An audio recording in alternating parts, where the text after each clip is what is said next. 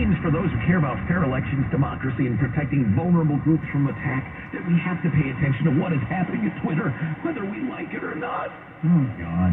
Oh, God, it just goes on in this vein. It's just so bad and so stupid. Anita Chabria,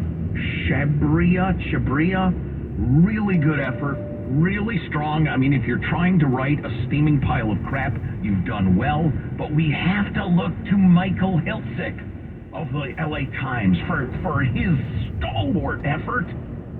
His column, The One-Sided Debate About School Closings. Yes, it's been one-sided, but listen to this.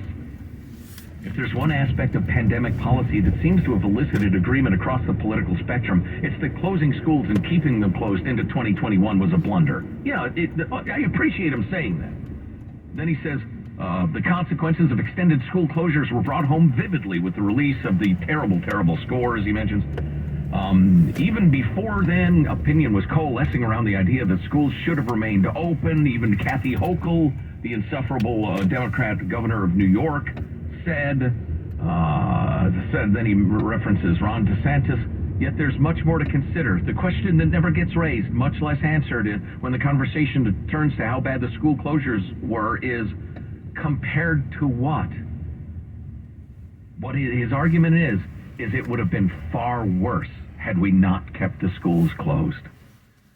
What would have happened had schools remained open without any mitigation members? One obvious answer.